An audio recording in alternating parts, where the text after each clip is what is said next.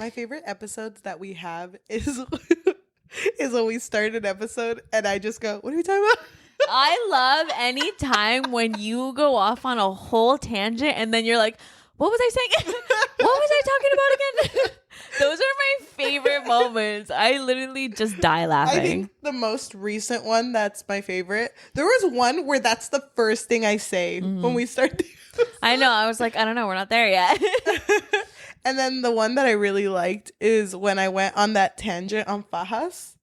Dude, I love that clip so much. I'm just going to keep reposting that one because that one deserves more love. That's so fucking funny. Because then after I'm done, I'm just like, what the fuck? What were we talking about again? Cheli, I have a question for you. Yeah. Have you watched any new horror movies this year? No, I don't think I Dude, have. I feel like horror movies this year have been slaying my life. Which sucks because every time I'm about to go to one, I end up not going. Why? You need to. Because the people that I'm going to go with are just like, JK. And I'm just like, don't get my hopes up, bitch. Dude, we need to watch Smile 2. Smile 2 changed my life. I want to so watch. I haven't fucking even seen good. the first one. Oh, what? Smile to the smiling. You haven't seen Smile? No. It's so good. But I think, oh my God, I think I prefer the second one. Maybe. Okay. It has not left my brain, guys. This is serious. Okay, guys, I'm going to make a list. I want to watch the Smile movies. Okay. It's so funny. I've never seen Happy Death Day. Never. What? Yeah. I love the meme. You are gay. I know. I love that meme. I don't even know the context of that shit. Dude, it's so that movie is so good. I've never seen that one. The sequel, I never not really. saw the Long Legs. That one is good. Not that scary, but that one's good. I wanted to go see that one. Oh, I guess the one I really liked the one we saw together, the talk show one. Late Night with the Devil. Yeah, that one was so good. that one was really but that good. was earlier in the year, right? Yeah, dude, that's the last time I saw a horror movie. It feels like forever ago. I never saw the one that you told me about, the handshake one where they handshake that dead. Talk to Me. Yes, I never saw that one. So good. But I felt like I watched it because you told me about it. I think that was last year though. Okay, I haven't seen that one. I feel like there's so many good ones. That Talk to Me was the one I did a PowerPoint on for you, and we did an episode on it. Go watch it. Check it out. It's really fun. I just feel like there's so many movies I just haven't watched. Okay, they're all passing me by. Dude, you're missing all of these bangers. I know. I'm just not a movie person or a show person. What are you talking about? Yes, you are. I used to be. Shows. I used to be. You don't really watch shows? Well, I don't have any time for it, so I just watch YouTube videos like an old lady. Oh my God. I can't have high commitment things because I know myself. I'm gonna fall into the hole. Yeah. So I don't do that. I'll never anymore. see you again. Exactly. I won't see myself again. Yeah, we need to watch Smile at least. Out of all of these that you listed. Yes. But to change the topic, you know what I love in horror movies? I love Found family and just unlikely friends going on an adventure. This one was definitely Scooby-Doo gang vibe. Yeah, it really was. But in the weirdest way possible. Who was Scooby in this? I guess we'll discuss. Do you think an adult version of Scooby-Doo can save your life? Yes. I hope so. Welcome to the Book Fix Podcast, a podcast where we fix lives one book at a time. I'm your host, Cheli. And I'm your host, Yajaira. And today we are going to be talking about Graveyard Shift by M.L Rio. Mm-hmm. I have never heard of this book. Really? Yeah, but the cover looks familiar. I was seeing it on Barnes & Noble, so I thought it would be good to talk about. Okay. That was before I read it, though. I will say, you read this twice. Dude, I had to... Oh, my God. This is your Six of Crows. This is so fucking embarrassing. I had to reread the story. Like, I would... Because I was listening to the audiobook, and we've already had a whole tangent on audiobooks not that long ago, but I would hear it, and then out of nowhere, my brain would just, like, start thinking about something else, and then I had to keep repeating. No fucking joke. I can tell you from where exactly. It was one of Edie's... Dude, that's so funny. I'm going to say this about our next one. It was one of Edie's chapters. Where the fuck is it? No, not this one. It's the next one. No, the next one. And this was my second time listening to it, not the first time. Edie, 3:30 a.m. I had to re-listen to that chapter like 10 times. I'm not even kidding you. And because I would just listen to it, and then I would start fucking dozing off about, I don't even know what the hell I was thinking about. And then my first listen to it, it was so hard for me to remember what character was doing what character worked where the fuck were we? Yeah, I will say, even reading this, if you're not paying attention, you miss so much. Mm-hmm. It's so dense. Mm-hmm. And it's a short story, so it's so weird. Can I say, I'm still kind of confused. Me too. Right? I'm very confused. So let's just start off. Our character, Edie, is our main character. She's not really. She's our first character, yeah. If she had to be a Scooby-Doo character, she kind of gives Scrappy. So she... No. Yeah?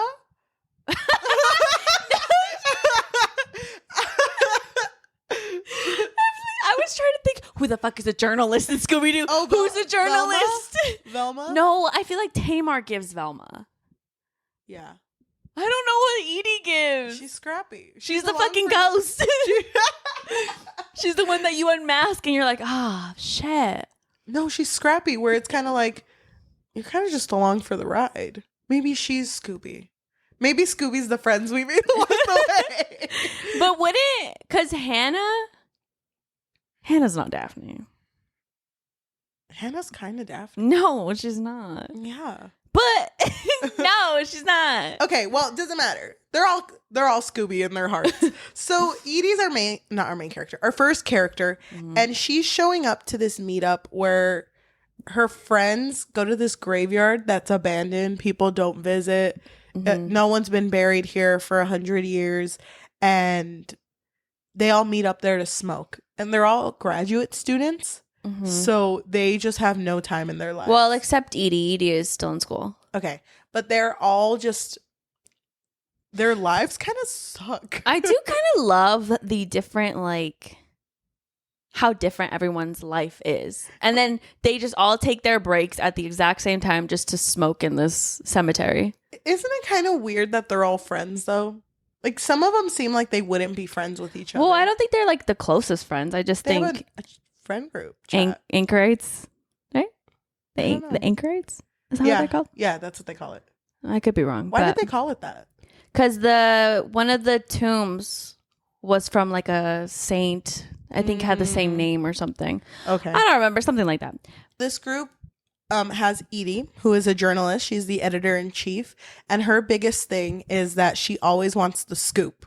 Because she just wants this newspaper, even though it's just a school newspaper, she wants it to be good because it's read by 10,000 people. It's very renowned in the university. Yeah. And also there's the person before her managed to make their way to like some sort of top. Yes. They managed to like make something out of their life because they worked in the same position that she's working in. Exactly. And then there's our character Tuck. Who he used to be a microbiologist, but I don't think he finished school. No, he didn't finish school. I think he couldn't handle the payments. So he is, I'm just going to say what they all are. He is currently homeless and isn't really telling anyone about it. No. Our next character Tamar. is Tamar. She, I don't know what she does at school. She works at a library. She's much older than everybody else. Okay. So she works at the library. I feel like out of everyone, she's the most settled in life. Kind of. And kind of okay-ish. She's definitely giving Velma vibes where she can just research at the library and then she just like lets people know like information. There's also Hannah, who also works. She's like a DoorDasher, Uber driver kind of thing. Oh, I thought she also worked at the library. No. No? Okay. She's like a rideshare person. Oh, okay. And is an insomniac. And because of that, she's kind of unhinged. Yeah. So. Well, imagine not being able to sleep. I'd be unhinged too. Yeah. So there's that. I think there's a point where one of the characters like, I slept with her once and that was fucking crazy. And I loved how even in Edie's perspective in the first chapter, she was like, yeah, Hannah and I aren't friends, but I mean, we're in a group together. So. Yeah. And then Theo, he kind of seemed like a frat guy. He was the bartender. But he gave frat vibes. Yeah, because everyone was like, he's so handsome. And he sleeps around. It's known that he does. And he's very muscular and sexy and whatever. Love that for him. So they're their own group. You know, they all meet up here to smoke. But there's just something that's different this night around. And it's that there is a grave that's dug up. Mm-hmm. And they're all just kind of smoking, looking at the hole. And they're just like, what'd you think it get? When did it get there? Mm-hmm. Does anyone take a guess? Tuck, weren't you the last one here? Was it you? Like, did you do? And then they're just trying to figure out why this is here. This is a whole mystery, but everyone is kind of just like, whatever, except Edie, because Edie is the journalist, so she's just, I need to figure this shit out. She would have let it go, but then I think it's Hannah who is like, well, maybe it's just like state the obvious, because that's like a journalism thing. Occam's razor? Yeah. So she was like, what if someone killed someone and they're going to bury them here? Because they pre-buried the grave. And you can tell it's recent. It's like an hour ago because the soil is still moist. They're going to bury someone. And Edie's like, holy shit, you're right. And so everyone starts to go home when they say that, because it's like, well, I'm not going to be here when someone gets buried, so I'm leaving. Yeah. And so Edie stays behind with Tuck and is just like, don't you want to know? Tuck's like, no, fucking leave. And I think she tells him, like, we got to go check that church out, the one that's next door, because maybe there's something in there. And he was like, can't you read? It says keep out. Yeah. Danger. Don't go in. But it's funny because when they go in, he's just like, no, we shouldn't be here. You're going to have to take a left here because that right side is kind of broke. No, we're not. Oh, actually, be careful with the third step because it is kind of and then she's kind of wobbly. How do you fucking know this shit? And when they get to like the main room with all the office records, because he leads her there, she's just like, you've been here before. She sees his journal on the table. And she's like, isn't this yours? And he's like, and isn't that your sleeping bag? Wait, hold on. No, I've sent you mail before. Is this the address? It's just like everything. And there's like a little neon light thing, and it's just Tuck's room. Oh my God. But Tuck is like, yeah, I mean, I live here. There's no story. I'm just broke. Yeah. That's literally it. And I thought it was interesting how Edie was kind of like, I don't really know what to say. I mean, what would you say if you were in my situation? Nothing. Because I wouldn't be a nosy bitch. Yeah. But then they notice that someone is hanging around the grave. And they're like spectating when they notice that they're like dumping shit into the grave. Yeah. And I was a little bit confused because it was first described as limbs. But then when they go and inspect, it's just rats. Yeah. So dead rats. It's dead rats, but they don't look good. No, they look weird. They look weird. They're missing patches of fur. And there's something called lichen. I don't know what lichen is. It's like something is sprouting on them. Because remember, Tuck was a biologist, mycologist. Yeah. He was really into fungus. Oh my God. Were you getting flashbacks? I was. Okay. To What Moves the Dead by T. Kingfisher? Yes. So, I don't know. So then he's the one who notices these fucking fungus growing on them. So they're hiding when a fucking rat climbs on Tuck. Well, the reason they're hiding is because the guy comes back. Yeah. And he's there to like, he's with a shovel now and he's covering up the grave. And that's when a rat climbs on Tuck. Dude, this bitch is scared of everything. He's Scooby. Wait, no, he's Shaggy. He's Shaggy, yeah. It was disgusting though, because he literally had to grab the rat and like kill it. So when the guy leaves, so gross. Edie's like, there's a story here. Oh my fucking God. He walked this way. He's heading towards Theo's bar. So then it all becomes like all of these characters are trying to intercept this character to figure out why he's digging up rats. So Theo's burying rats. Yes, why he's burying rats. Theo's part. Theo works at the bar and intercepts the guy because the guy's trying to leave in his Toyota, but the Toyota is not turning on. So he's like, hey, come inside. Go ahead. You could have a drink. You're going to need an ID, though. Oh, can I see your ID? Take a picture of it and sends it to the group chat. Yeah, here. Drinks on me. And he's getting this guy drunk. Yeah. And they figure out his name is Tom Kinnan, I think.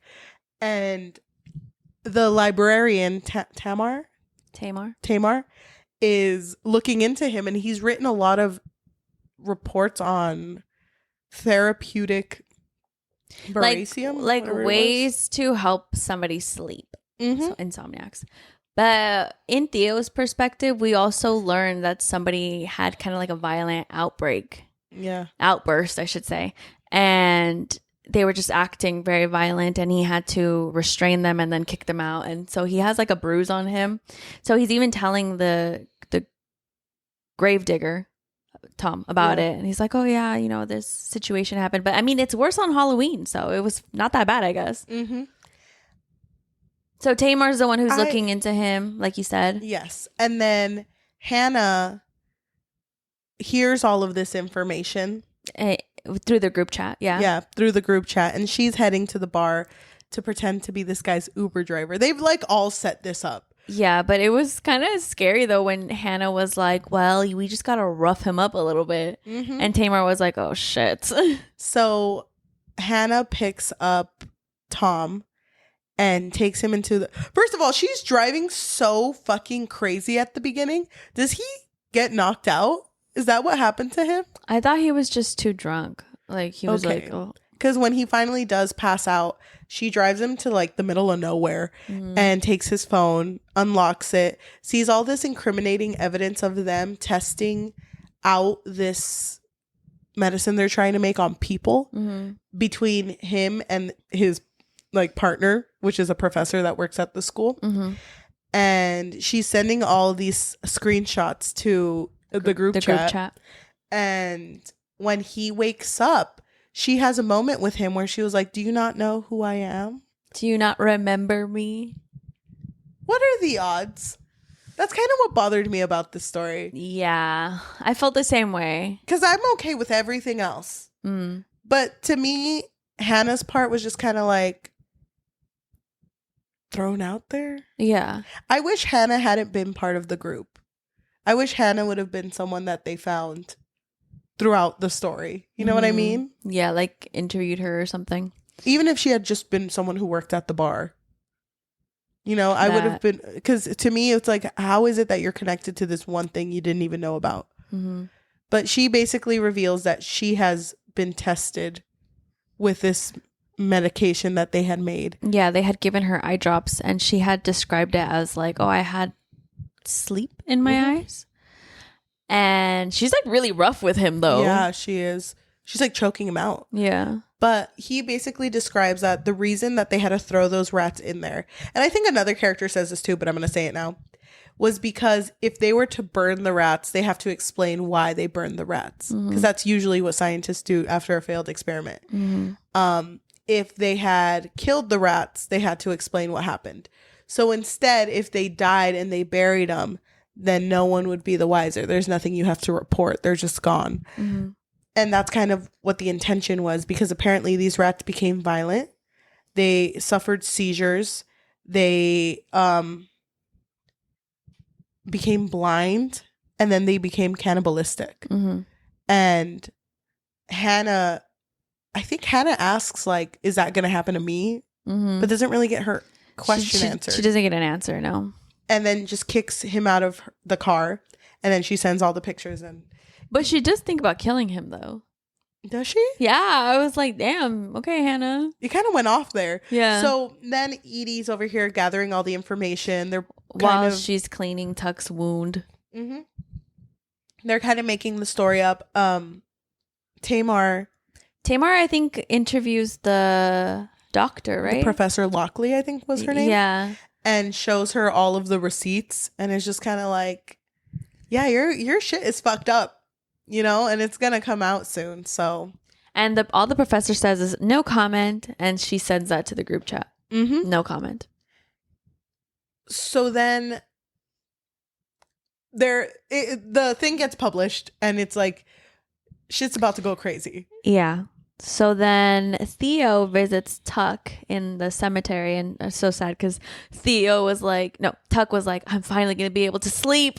And then Theo comes in and throws a burrito on him, but he is fucking going through PTSD, so he thinks it's a rat, and he's just like, oh fuck. And then he notices it's a burrito, and he's like, what the fuck, dude? And he's like, well, you need to leave this place because, you know, now that the article has gone live, this place is going to be raided with, you know, journalists and all that. So, I'm in need of a bartender if you need a job. I'm also in need of a roommate. Yeah. That can maybe wash all my clothes, do all my dishes, she's like all that stuff. make me some chamomile tea at night or something. I thought this part was really sweet. Yeah, but I thought it was kind of weird though, because when Tuck talked about Theo, it was giving Theo's like a little bit of a bully to me. Like he calls me fucking stop. Theo. We don't like bullies here. No. But I really like Theo. Listen to our Bully by Penelope Douglas review, okay? We don't like bullies. No, I get it. But I feel like Theo was more than just that. I know. I hated that he called him names. I hated that shit. I was really just the names, honestly. Yeah. I don't think he ever did anything else besides the little rude nicknames. Mm-hmm. But that happens. That's kind of the ending there. Edie, her ending is she finally published her thing. Mm-hmm. And then there's Hannah. Mm-hmm. Hannah calls Tamar and is like, hey. No, she texts her. Mm-hmm. Should we have breakfast in bed maybe? And they're getting together, but it's very much like they just sleep together. It's not really a relationship. No, because I think Hannah's perspective literally starts with her getting up from the bed, looking over, and Tamar is asleep with her arm like slumped, like weirdly. Hannah goes into the restroom and she's describing like she has like a blurry spot in her eye. Like she can't really see. Yeah. And she's washing her face and she just is thinking to herself like she doesn't want to get too close to people. She doesn't like liking people. She's like, fuck, I need to leave this place as soon as possible. But then when she's washing her face, she looks at herself and she says, I think the last line is like, I have sleep in my eyes. Yeah. I'm so confused. The end. What did you think about What's this? the Scooby-Doo? Oh my God.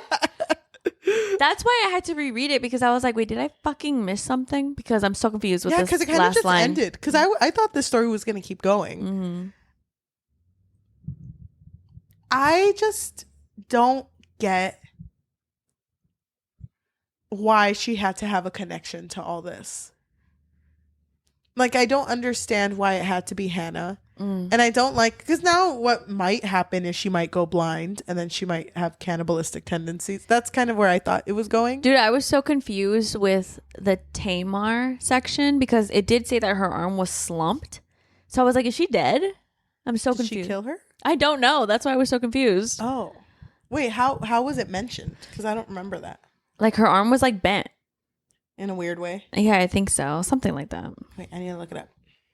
When she woke, which is Hannah, her eyes were glazed with dreams she didn't remember, the water-spotted ceiling coming slowly into focus, unsure at first where she was, startled to feel someone breathing beside her until she turned her head and saw Tamar's dark arm draped over a pillow in a graceful arc. Swimming through the linens, Hannah felt a little stupefied by her and the sunlight. She had a soft spot for Tamar, mushy and tender as a bruise on an overripe peach. She hated liking people. No, I think she was alive. Okay. So then, what's going to come of Hannah then? She's going to turn? I think so. Then what's the point of this? Why'd they solve this if it's just going to go to shit anyway? I don't know. Overall, I thought reading this was interesting, but I don't think the ending satisfied me. This is the author who wrote If We Were Villains, which we never read. But you're right. We wanted to read that one. I think they're very different from each other, though. Maybe. I don't know. I don't think I liked it. No. What about you? I don't think I liked it either, even though I read it twice. You want to know something about me? I fucking love Scooby-Doo. Oh, and you didn't like this? No, I love Scooby-Doo. I didn't hate this, though. But I really felt like it was missing what's the climax? Yeah. There's no climax. I will say, though, that the idea of the story was really good. Like, I like the beats of everything, of them figuring it out. It's just the ending didn't land. And I do like that every character brought something important to this whole fucking mystery surrounding the grave. I did enjoy that. I do agree with you that I kind of wish that Hannah's part wasn't like just connected to it. Like maybe she had a some connection to it, but not directly like that. Or maybe she could have just been someone that they interviewed. I thought it was really cool seeing all these characters interact one-on-one, though, because it was kind of nice seeing like, oh, they have friendships amongst each other. Yeah. So that was pretty nice. That being said, I don't think I would recommend this book. No, I wouldn't either. I think I'm just going to give it a middle, like 3. It wasn't bad, but it wasn't great. Oh, you're so nice. One of the things that the book did really well, though, I think they did a really, really good job with building like the atmosphere. Yeah. But like the descriptions were really, really good. Yeah. I think I would give it a 2.5 though.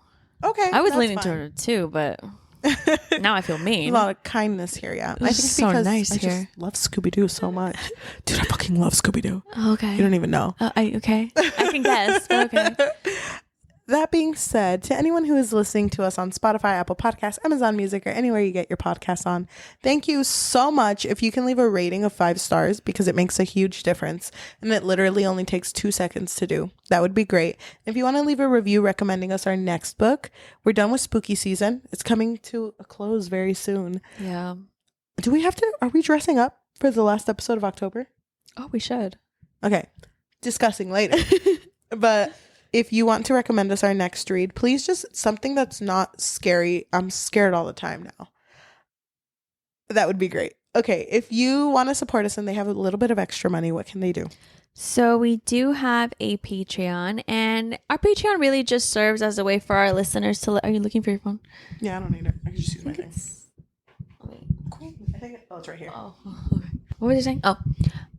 So we do have a Patreon, and our Patreon really just serves as a way for our listeners to let us know that you really enjoy our content. You can find us on patreon.com/bookfix. But if you don't want the commitment of monthly, then you can find us on Ko-fi, which is ko-fi.com/thebookfix, or buymeacoffee.com/thebookfix. If you want to support, if you're watching us on YouTube, thank you so much. If you can like, comment, subscribe, and hit that notification bell, because we post every Tuesday and Thursday. We also post every once in a while bonus episodes. So please look forward to those, because they have been great. If you want to support us on social media, we do have a Threads, a Goodreads, a Fable, and an Instagram at The Book Fix Pod. And we also have a TikTok at The Book Fix. Thank you. Okay, so why don't we read a positive and negative review of this book? I will read the negative. Okay. This comes from Miriam, who gave it a 1 out of 5. And she says, "That's it. I don't know what I expected from a 144-page novella, but definitely something more than this.